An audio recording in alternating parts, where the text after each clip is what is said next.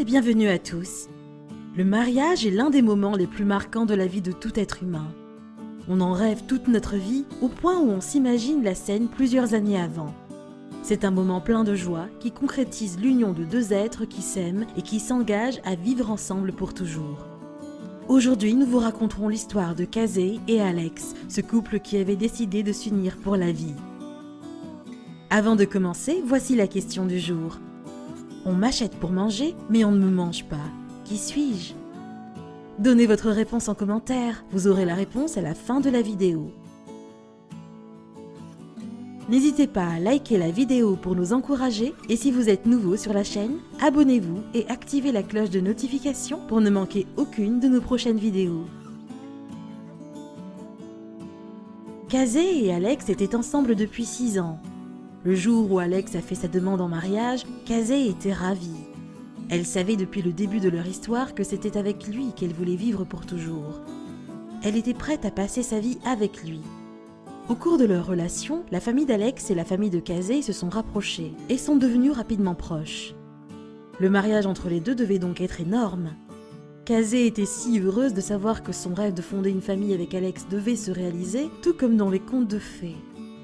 Kazé ne voulait pas d'un enterrement de vie de jeune fille classique.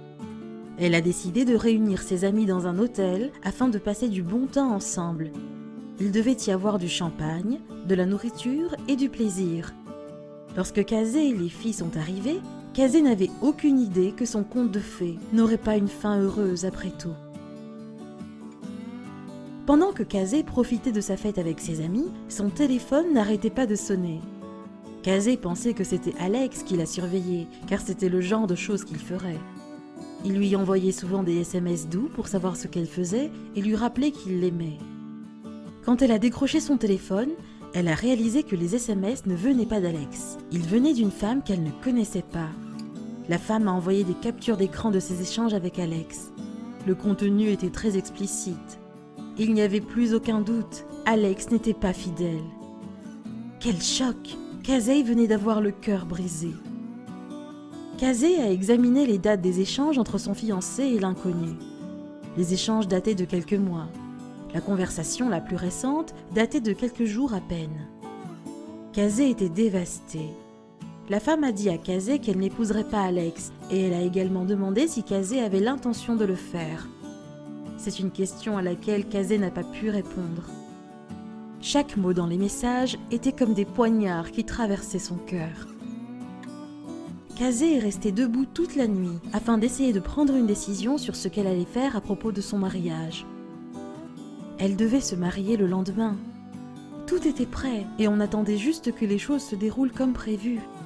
Les amis et la famille sont venus des 4 coins du pays et même de l'étranger pour la voir se marier. Comment pouvait-elle annuler maintenant ? Si elle annulait, comment pourrait-elle l'expliquer ? Elle a décidé qu'Alex méritait d'être aussi blessé qu'elle était et a donc monté son plan pour le lendemain. Les amis de Kazé avec qui elle était à son enterrement de vie de jeune fille lui ont conseillé de quitter l'hôtel, de prendre sa lune de miel seule et de ne surtout rien dire à Alex. Ce n'était pas assez bon pour Kazé. Elle pensait qu'être mariée en fuite était trop bon pour Alex. Elle a donc eu une bien meilleure idée en tête. Le matin, Kazé s'est levée et s'est préparée pour son mariage. La coiffeuse et la maquilleuse sont arrivées pour rendre Kazé belle pour le mariage. Quand elle a mis sa robe de mariée, elle avait l'impression de porter un costume parce que son amour n'était plus réel et ce mariage non plus. Les amis de Kazé se sont habillés et le moment venu, elles ont toutes marché dans l'allée comme prévu. Alex attendait à l'église, il s'était bien préparé pour réciter les vœux qu'il avait écrits pour Kazé. Lorsqu'elle est arrivée au bout de l'allée, elle a remis son bouquet de fleurs à sa demoiselle d'honneur et a sorti son téléphone. Au lieu de réciter ses vœux, elle a commencé à lire les messages textos d'Alex et l'autre femme. Avant de commencer à lire les SMS, elle a annoncé qu'il n'y aurait pas de mariage ce jour-là. Alex était horrifié. Tous ses invités étaient là, sous le choc. Kazé a lu à haute voix. Le contenu était particulièrement dégradant et n'était destiné qu'aux adultes. En plus de cela, il y avait un extrait où Alex déclarait à la femme qu'il n'avait jamais aimé une autre femme comme il l'aimait. C'est ce passage qui a vraiment brisé le cœur de Kazé. Elle a réalisé qu'Alex ne recherchait pas que de l'intimité avec cette femme, mais il aimait vraiment cette femme. Kazé avait donc trouvé le meilleur moyen d'humilier son ex-fiancé. Alex n'est pas resté longtemps à la cérémonie. Il a couru hors de l'église, complètement humilié.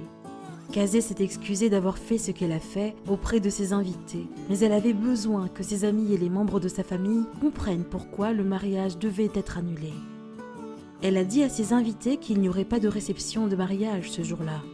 À la place, il y aurait la célébration de l'honnêteté et la capacité à écouter son cœur, même quand cela faisait mal. Malgré son cœur brisé, Kazé a passé un bon moment à ce qui était supposé être sa réception de mariage. Lorsque l'histoire est devenue virale, tout le monde était d'accord avec Kazé. Il pensait que ce qu'elle avait fait était courageux, honnête et une vengeance parfaite. Quelle est votre opinion au sujet de cette histoire ? Dites-le nous dans les commentaires. La réponse à la question du jour, une assiette. Bravo à tous ceux qui ont trouvé la bonne réponse. Nous voici arrivés au terme de cette vidéo. N'oubliez pas de la liker, de la partager avec vos amis. À très bientôt sur AZ237.